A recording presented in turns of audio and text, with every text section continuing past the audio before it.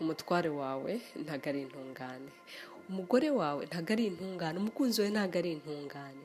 N'umunyarwanda yaravuze ngo ntazibana zidakomanya amahembe.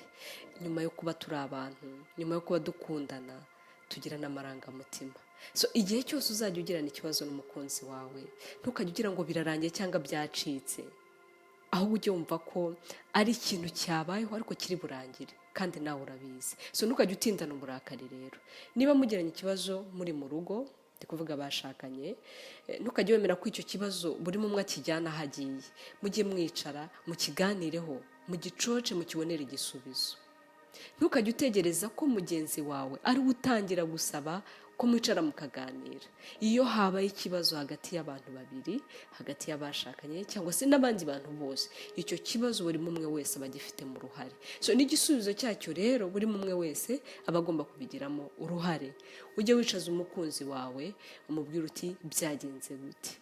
Guceceka nta kintu bimaze, kurakara, kwivumbura birabasenya kurushaho, kandi n'ubundi biba biri burangire mwongeye mukiyunga. Ntabwo rero ari byiza ko mubitindamo ngo bibazonge, bibazahaza umutima, mutekereze byinshi, mukora amakosa.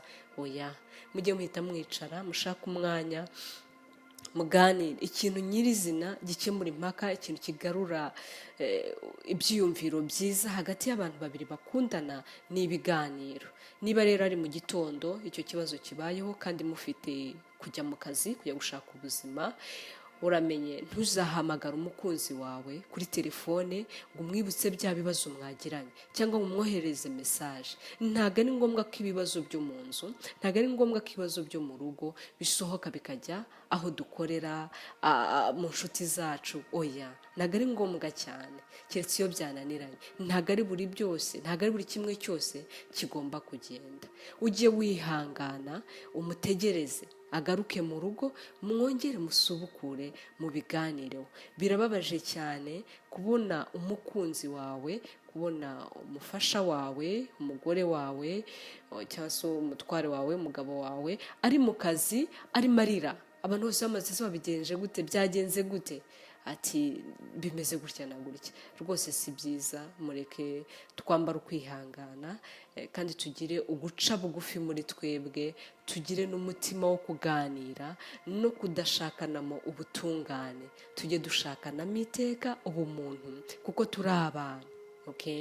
Niba rero twarahanye amasezerano, niba twarabwiranye ko dukundana mu bibi no mu byiza, mureke tubikore.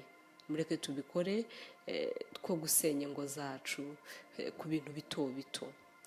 Mureke twubake, tubeho turiho, maze tubere n'abandi ab'umumaro. Murakoze cyane.